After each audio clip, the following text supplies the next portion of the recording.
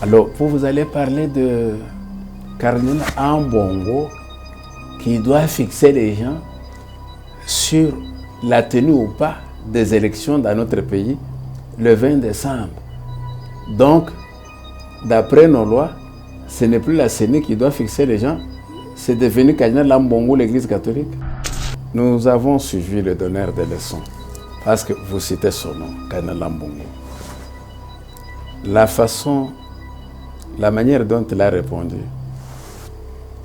où il a réagi contre notre ministre de l'Intérieur, il a commencé par dire qu'en tant que responsable, mais la manière dont on lui a dit, c'était une manière de responsable ou des hommes ordinaires de la rue. Un prélat, de quel droit peut-il qualifier un vice-premier ministre d'un pays comme le nôtre ici, de quelqu'un de la rue? Ambongo va se permettre de faire des déclarations tapageuses et de se mettre et de chercher à induire les gens en erreur. La parole lui demande d'être au milieu du village. Mais lui n'est pas au milieu du village. Il est en train de travailler au profit des militaires nationaux. C'est manifeste, il n'y a pas à discuter là-dessus. Et lorsque le candidat numéro 20 nous parle des candidats des étrangers, vous faites allusion à quoi?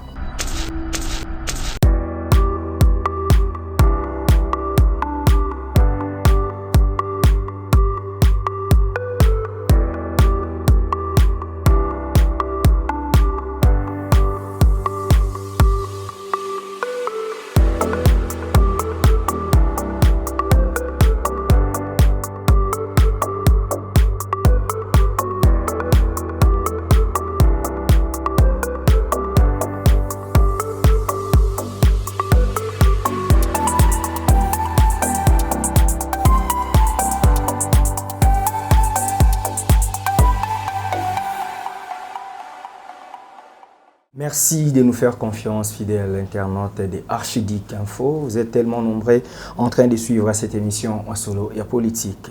C'est un réel plaisir de recevoir pour vous, c'est une première sur ce plateau de cette émission, Maître Didier Kondo Pagna. Maître Didier Kondo Pagna qui est avocat des professions, c'est-à-dire juriste, des formations. Il est là, nous sommes dans son cabinet de travail, cabinet d'avocat, où nous tournons cette émission qui est utilisée comme notre plateau parce que nous sommes en déplacement.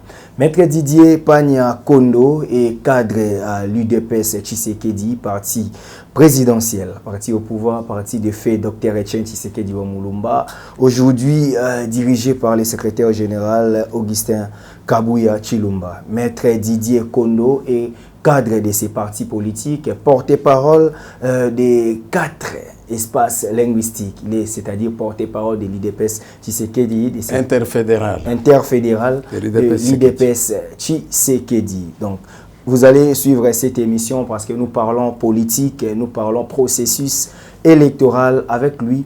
Nous allons essayer de faire cette émission en lingala s'il va nous permettre. En français. En français, c'est mieux.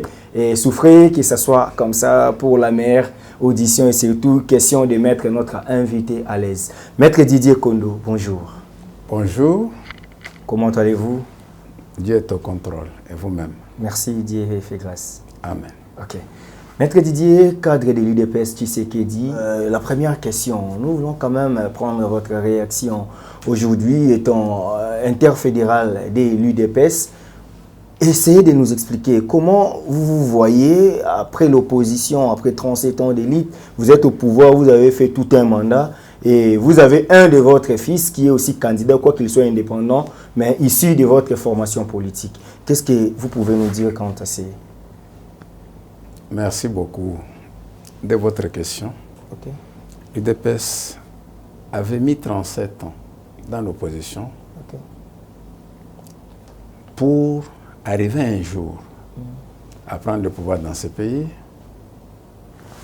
envie d'éradiquer ce qui est mauvais et de maintenir ce qui est bon et d'innover même Depuis 2018, Félix-Antoine Tshisekedi Tshilombo, notre président de la République, chef de l'État, fils de l'UDPS, est au pouvoir. Je crois bien que depuis qu'il est là, le changement est manifeste. Il a dit qu'il n'y aura plus avec lui d'exilés politiques. Mais les Katumbi sont là.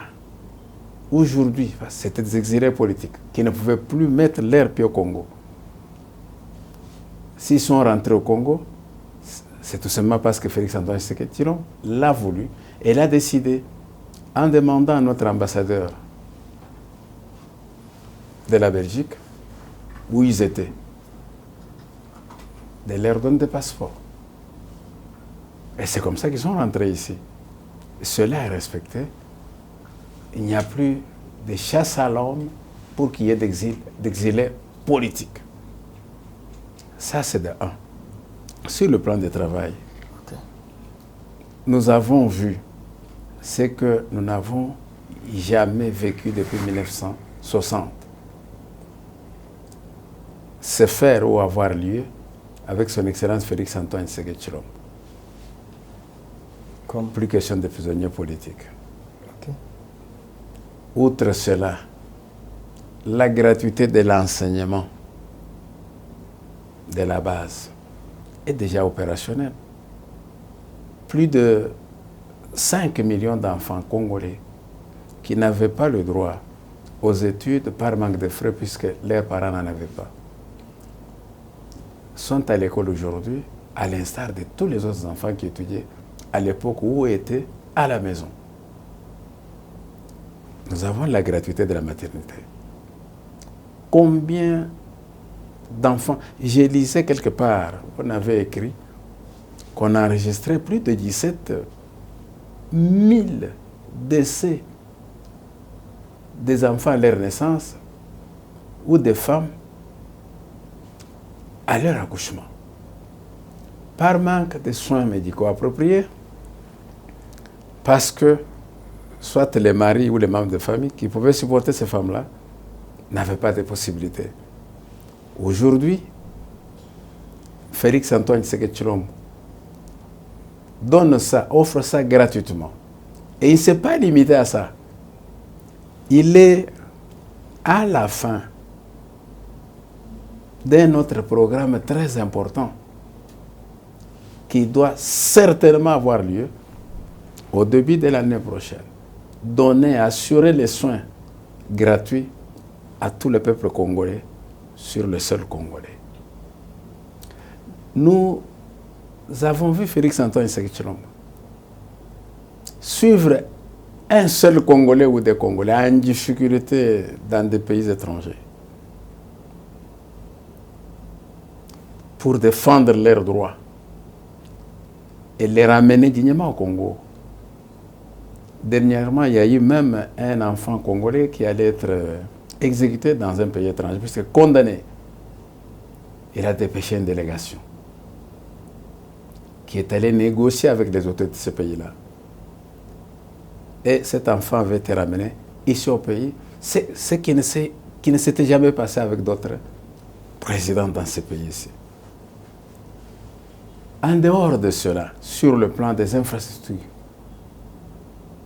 dans cette ville de Kinshasa,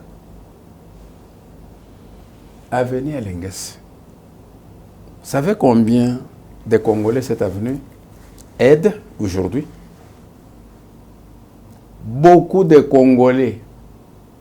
L'avenue Kulumba, la même chose. Il y a des autres avenues au niveau de pompage Mboudi qui vont jusqu'à Lupin. Sur Malueka. Ces avenues-là aident aujourd'hui la population de là à se déplacer sur de longues distances pour 15-30 minutes, alors qu'à l'époque, ça leur prenait pas moins de 3 heures. Il y a des enclavements de certains quartiers. Nous avons suivi tous ces témoignages-là. Pour ce dont je devais en arriver, il est en train de désenclaver les quartiers. Quand vous allez à Kanlouka, aujourd'hui, vous pouvez officiellement et par des portes meilleures sortir de Kanlouk pour aller à ma campagne là-bas, pour aller à Bandal, pour aller à Selembao, pour aller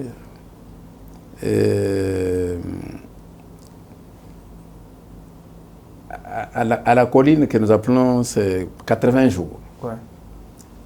C'est à cause des ponts, des routes et même du courant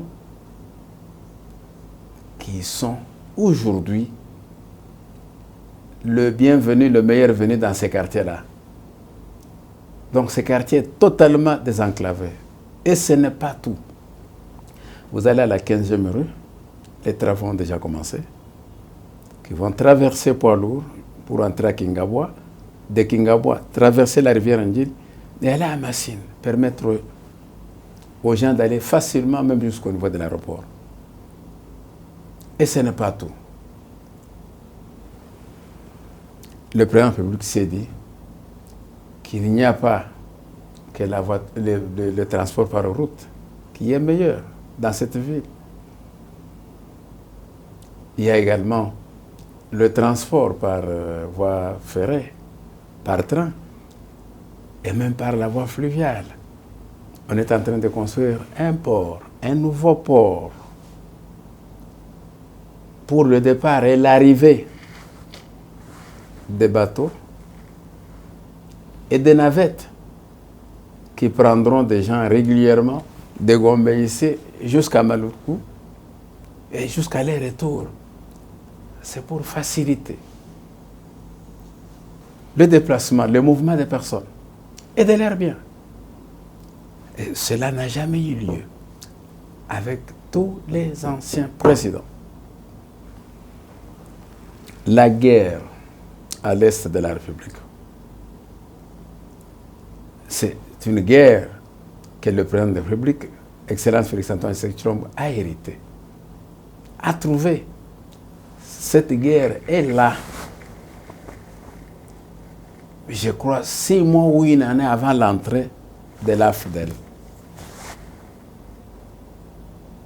L'AFDEL qui est arrivé à Kinshasa le 17 mai, excusez-moi, 97. Ouais. Combien d'années après? Plus de 20 ans de cette guerre-là. Mais c'est seulement avec l'arrivée de Félix Antoine Tshisekedi Tshilombo que nous avons tous vu les efforts qu'il a consentis, qu'il a déployés pour arrêter cette guerre-là. Tout dernièrement, Jean-Pierre Bemba a déclaré que c'est le premier président de la RDC à avoir acheté beaucoup d'armes dans le cadre de l'organisation, de la nouvelle organisation de nos FRDC. Jean-Pierre Bemba l'a déclaré. Il a eu même à faire prendre une loi pour la formation continue de militaires au niveau de l'Assemblée nationale. Et même la loi sur la programmation. Sur la programmation, les réservistes, tout ça. Il est l'unique. Quand vous allez à Gombe, il y a un très grand centre qui est construit, qui est terminé, un centre d'affaires financier, excusez-moi, qui est totalement terminé, qui n'attend que l'inauguration. Vous allez en face du palais du peuple, regardez les bâtiments là. C'est pas un fait. Mais les kabylistes disent que c'est la continuité de l'État. Vous avez trouvé des projets qui étaient aussi financiers et on ne peut pas quand même torser la poitrine pour dire que c'est bilantif. Je peux vous répondre. Ouais. Si tous ceux-là n'ont pas de leçons à nous donner.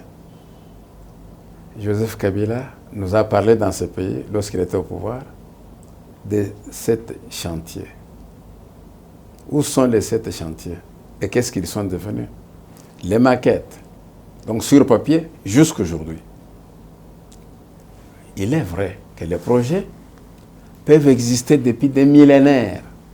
Mais tant que ces projets-là ne sont pas mis à l'exécution, à quoi servent-ils?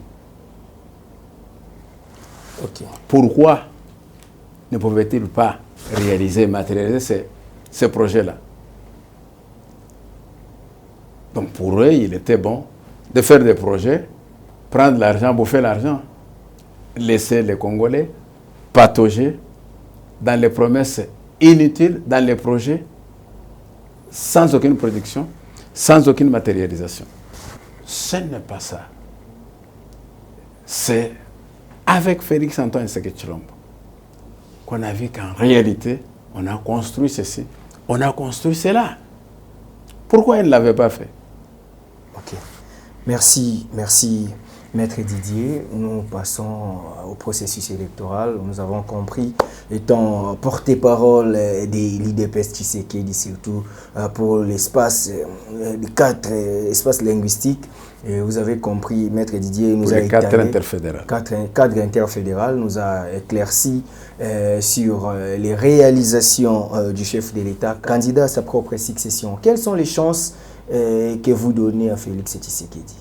C'est une question qui n'aurait même pas dû venir. Ok. Parce que tout ce que je venais de faire ici... Ça fait partie des... Non pas que ça fait partie. Je venais de vous parler des réalisations de Félix Antoine Tshisekedi Tshilombo. Comme président de la République. Veuillez m'excuser. Comme président de la République. Durant les 5 ans. Ça étonne tout le monde. Même Bintou Keïta, la chef de la mission de l'ONU, la MONUSCO dans notre pays, a fait une forte déclaration du haut de la tribune des Nations Unies lors de la dernière Assemblée générale. Elle a affirmé au effort que la RDC était réellement en train de décoller. Et nous le voyons. Les infrastructures pilules à travers l'ensemble du pays, routières, on construit partout. J'ai dit partout, même les routes de dessert agricole, les ponts, les ports, les nouveaux aéroports, n'en parlons pas. Hier, il a inauguré l'aéroport. La partie qui a ajouté le nouvel aérogare de l'aéroport de Bangkok à Kisangani. Il a fait faire les travaux à Goma. Il a fait faire un nouvel aéroport moderne à Kolwezi. En Bujimaï, on est en train de faire. C'est à plus ou moins 10 endroits.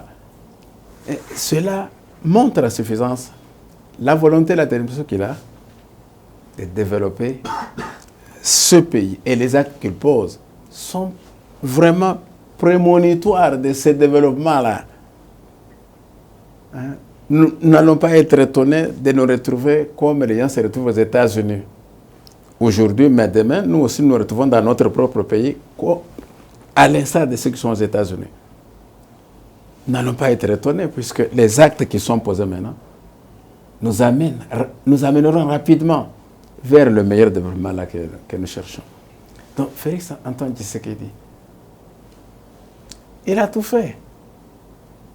Est-ce qu'il se repose dans les avions jour et nuit, sous la pluie, comme pendant la nuit, à la recherche des solutions et des meilleures solutions pour notre pays? Mais c'est ce qui fait qu'aujourd'hui, le voyage inutile. Katumbi dit qu'une fois élu président, il ne sera pas président qui va voyager et assister dans des fêtes. Pour lui, le voyage des chefs de l'État n'ont rien apporté, c'est-à-dire lorsqu'il sera président.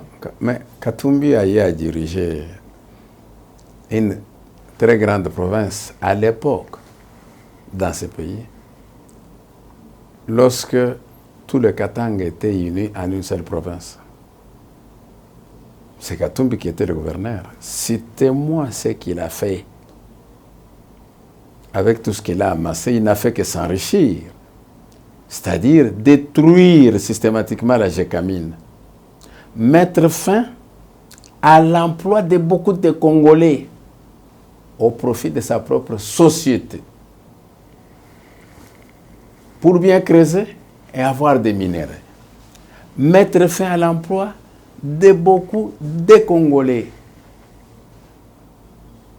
en détruisant la SNCC au profit de sa propre société, je ne sais pas, de plus de 300 camions qui devaient transporter tous ces minéraux-là amenés vers la Zambie, envoyés à l'extérieur, mais en passant par la Zambie, ainsi de suite. Voilà son exploit à lui. C'était appauvrir le pays, appauvrir les Congolais, les tuer de la faim et s'enrichir davantage.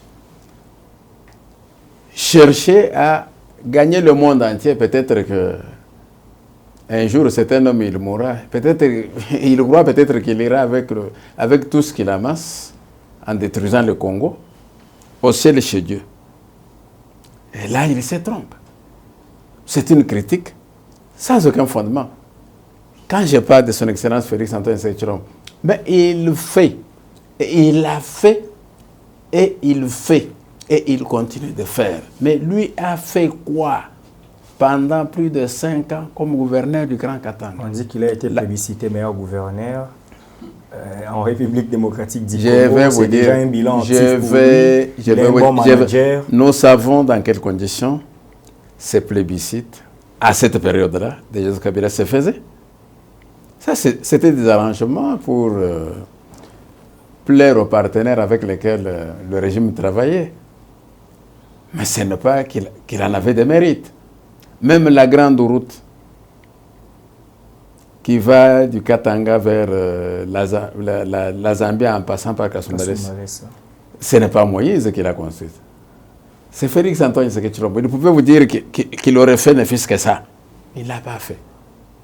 Même la route qui quitte Kolwezi vers la Zambie, mais il pouvait dire que c'est grâce à lui. Non, c'est Félix Antoine Tshisekedi Tshilombo. Quand vous allez à Kolwezi, l'Allemagne que Félix Antoine Tshisekedi Tshilombo avait promis pour ce pays ici est en train d'être réalisé. Nous avons vu des bâtisses lors de son dernier passage à Kolwezi. C'est extraordinaire. Qui pouvait ouvrir la bouche pour parler? Mais lui parle verbalement comme un enfant qui dort chez ses parents, mais qui se dit qu'il est propriétaire de bateaux, propriétaire des avions, puisqu'il entend parler de propriétaire des bateaux et des avions. Alors que lui le dit dans le rêve. Dans le rêve. Tout simplement dans la pensée, mais sans que cela ne puisse exister.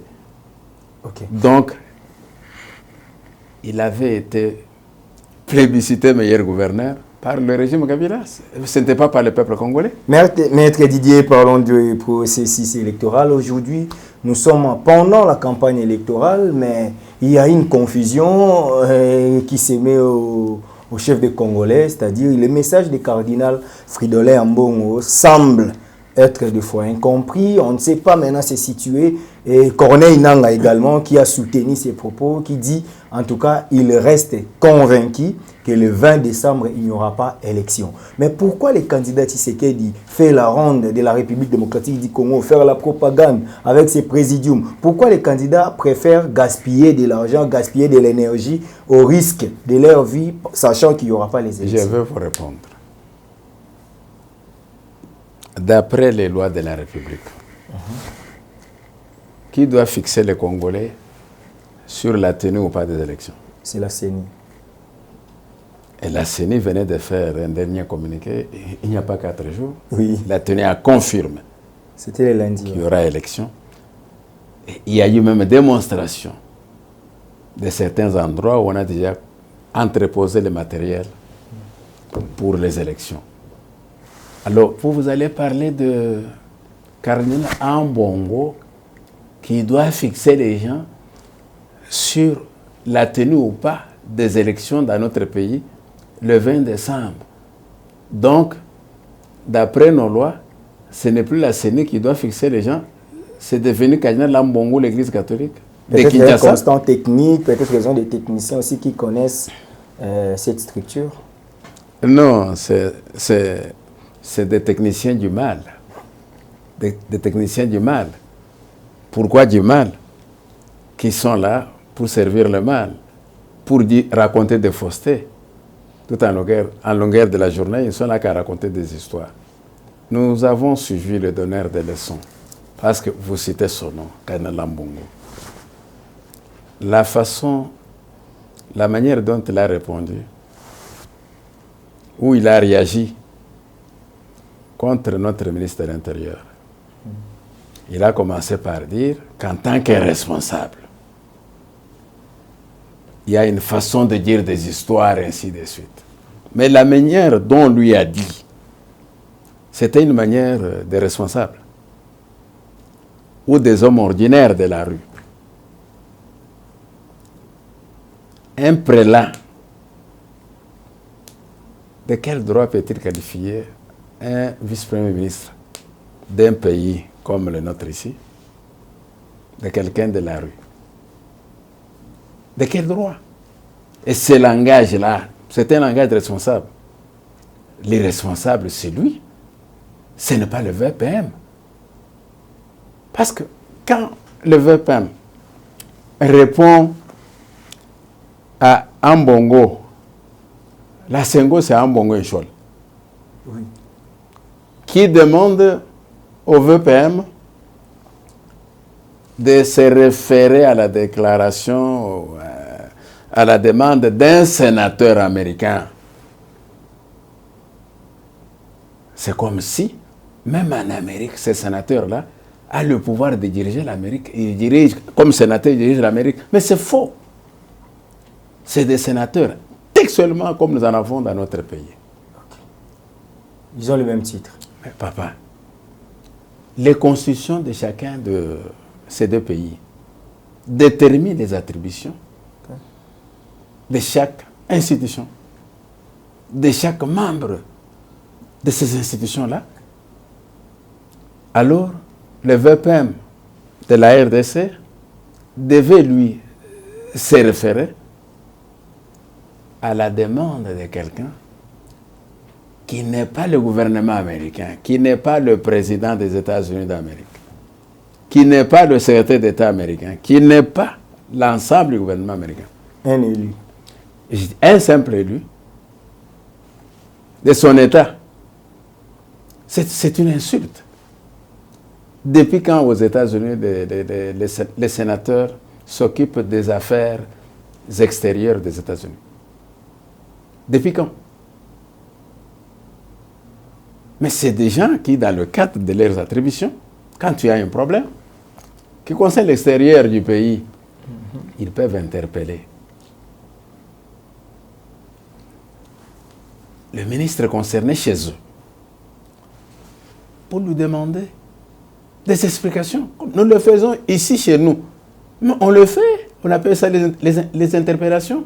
Ambongo va se permettre de faire des déclarations tapageuses et de se mettre et de chercher à induire les gens en erreur. Le même Dieu qui le prétend servir, puisque lui ne sert pas Dieu, il sert autre chose. Non, maître Didier, vous êtes légaliste. Non, excusez-moi. Il a consacré toute sa vie pour servir. Excusez-moi, il a consacré, mais ne sert pas Dieu, puisque dans ce qu'il fait, c'est en contradiction avec la parole. La parole lui demande d'être au milieu du village. Mais lui n'est pas au milieu du village. Il est en train de travailler au profit des militaires nationaux. C'est manifeste, il n'y a pas à discuter là-dessus. Et lorsque le candidat numéro 20 nous parle des candidats des étrangers, vous faites allusion à quoi? Excusez-moi. Ça, ce n'est pas une question que vous pouvez poser, puisque vous le savez vous-même, il y a des candidats de l'étranger. Les candidats qui, pour décider ou pour poser n'importe quel acte, doivent être invités à l'extérieur pour recevoir des instructions précises. Ils réfléchissent par procuration. Mais c'est ça. Oh. Mais c'est ça. C'est réellement les candidats. Je vous donne un exemple. Pourquoi ne pouvons pas confirmer qu'ils sont réellement les candidats de l'étranger? sur les 100% qu'il y a des Congolais dans notre pays, plus de 99% sont mécontents de l'agression de notre pays par le Rwanda. Mais pourquoi ces candidats-là, qui veulent devenir président de la RDC, ont la lourdeur de condamner publiquement le Rwanda et Paul Kagame? Pourquoi ils ne veulent pas? C'est parce que, en condamnant Paul Kagame et le Rwanda, ils vont agir contre leurs maîtres à penser qui sont des multinationales. Vous n'avez pas vu Katumbi avec le milliardaire soudanais et Paul Kagame dans certaines divisions en circulation? Ça peut faire quelques mois. J'ai dit bien, ça peut faire quelques mois. Vous n'avez pas appris qu'il aurait des comptoirs de diamants au niveau de Kigali. Des diamants, toutes sortes de minéraux au niveau de Kigali. Il serait associé à la plupart de ces multinationales-là. Nous disons que ceux-là sont les candidats, effectivement, de l'étranger, puisqu'ils ne sont pas contre les étrangers. Ils sont pour les étrangers. Ils sont pour l'étranger. Ok. Maître, c'est un bon parleur. Malheureusement, les bonnes choses ne durent pas. Nous sommes arrivés presque à la fin de cette émission. Il nous reste que 5 minutes. Maître, une question sur le principe de la propagande. Il y avait des interdits, mais apparemment, les candidats n'arrivent pas à respecter. Notamment, on avait interdit des affichages dans des églises, et puis on avait interdit des boycotts, des éléments de propagande, des affiches, des pancartes. Mais sur terrain, apparemment, certains candidats abusent. Et quelle est la sanction prévue pour ces récalcitrants? Mais ils sont en train de se disqualifier, puisqu'ils le font au vu et au su de tout le monde. Okay.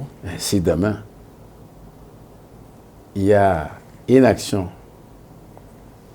déposée au niveau d'une de nos cours ou au niveau d'un de nos parquets, avec preuve à l'appui, puisque ce qu'ils font là, les gens prennent des images, et que les candidats sont disqualifiés, ils vont imputer la faute à qui? Parce qu'ils agissent en violation des lois congolaises. Donc je condamne ça. Ok. Maître, pour finir, je vais une question imaginaire parce que ça s'est dit sociologiquement déjà dans les rues de Kinshasa. Au cas où, parce que là, comme vous venez de dire, c'est la CENI qui fixe et puis la CENI a confirmé qu'il y aura des élections. Mais vraiment, il y a 70% des Congolais, surtout certains de l'opposition, qui persistent à dire qu'il n'y aura pas les élections au mois de décembre. Maintenant, ma question c'est de savoir, si par malheur, il n'y a pas l'organisation des élections, quel est le cadre juridique que nous allons nous retrouver? Parce que certains pensent qu'en cas d'absence d'élection, il faut un dialogue, il faut le partage du pouvoir, il faut une transition pour préparer de bonnes élections. Qu'est-ce que nous serons si tel est le cas? Le dialogue signifie se mettre autour d'une même table avec les Rwandais pour le partage des pouvoirs et pour leur intégration au sein des institutions congolaises, même au sein des FARDC. Notre président de la République nous a dit quoi? Au stade ici, il ne sera jamais autour d'une table avec Kagame. Sauf à leur mort, lorsqu'ils seront chez Dieu, qui va les juger pour savoir, qui devra les juger pour savoir qui a tué plus de 12 millions de Congolais. C'est des langages des personnes qui manquent à faire, qui manquent à dire, qui sont en train de faire l'imagination comme vous êtes en train de croire. Le chef de l'État a dit, du haut de la tribune des Nations Unies à la dernière Assemblée Générale, qu'en décembre, il y aura élection. Vous le prenez pour quelqu'un qui va mentir? Tous les représentants du monde entier qui étaient réunis là-bas. Et partout, même partout où ils passent pour la campagne, ils confirment la tenue des élections. Outre le fait que nous avons toute une institution qui s'occupe de cela. Denis Kadima vous dit que le 20 décembre, il y a élection. Vous parlez des Congolais qui font des supputations. Non, soyons sérieux. Et pourquoi parler même au conditionnel? Dans une situation très claire, les opposants qui disent non, c'est parce qu'ils sont mécontents. Ils ne voulaient pas qu'il y ait élection. Parce que pour aller aux élections, il faut s'assurer qu'on a une base. Il faut s'assurer qu'on a la popularité. Or, ils n'en avaient pas. Je vous répète, Etienne Tshisekedi Mulumba, d'heureuse mémoire, paix à son âme, nous disait à l'UDPS qu'une fois l'UDPS au pouvoir, l'opposition n'existera pas en RDC. Nous sommes en train de le vivre. Et ils savent qu'ils n'iront nulle part. Que celui qui sera élu, il est même déjà élu. C'est Félix Antoine Tshisekedi Tshilombo. C'est pourquoi ils tiennent mordicus au dialogue pour se retrouver. Mais se retrouver dans quel intérêt? Non pas du peuple congolais, des poches personnelles. Voilà, nous sommes arrivés à la fin de cet entretien et c'était un réel plaisir de vous savoir nombreux. Maître Didier Kondo, avant de nous quitter, on vous braque la caméra, vous passez un tout dernier message quant au premier numéro de cette émission. Je rappelle que c'est la première fois qu'il soit invité chez nous sur Archidic Info. Mais vous avez compris, vous allez commenter, vous avez compris la pertinence de son intervention. Il va revenir au moment voulu lorsque vous allez aussi demander. Maître Didier, votre dernier mot quant au numéro d'aujourd'hui pour ceux qui nous ont suivis. Je demande à tous nos frères et sœurs, congolais, congolaises, d'aimer davantage notre chef de l'État, d'avoir à leur esprit qu'une fois ils ont quelqu'un qui travaille mordicus pour eux et qui ne voit que le bien du peuple congolais, jamais le mal, qui ne parle pas un langage double. Celui-là, qui en étant même avec la communauté internationale, est clair dans ce qu'il dit et il maintient sa position de défendre le Congo jusqu'à son dernier cheveu, jusqu'au sacrifice suprême. Bon, il faut l'aimer, prier beaucoup le Seigneur pour qu'il lui donne beaucoup d'énergie, susceptible de lui permettre d'avoir cette force-là de travailler toujours pour le peuple congolais et en faveur du peuple congolais. Puis je demande à tous les Congolais de voter massivement notre champion, notre candidat numéro 20, le 20 décembre. Que la différence avec les autres candidats soit réellement une différence significative en faveur de notre candidat numéro 20. Parce que c'est l'unique qui aime le pays. Il vient avec un discours sincère, de bonne foi, de beaucoup d'amour pour le Congo. Donc nous devons l'aimer. Okay. C'est la fin de cette émission. Vous avez aimé cette intervention. Nous vous disons merci, chers messieurs. Et nous bouclons complètement cette émission. Merci à la réalisation plutôt de l'ingénieur Starly Lima. En tout cas, c'était un réel plaisir de réaliser cette émission pour lui et pour nous. Nous vous disons au revoir. Nous allons nous retrouver très prochainement pour un nouveau numéro de cette émission. Abonnez-vous massivement sur Archidic Info. Partagez nos vidéos. En tout cas, nous serons toujours là pour vous donner des meilleurs sur le plan informatif en République démocratique du Congo. Vous et moi, nous sommes séparés ici. Nous allons nous retrouver très prochainement. Merci.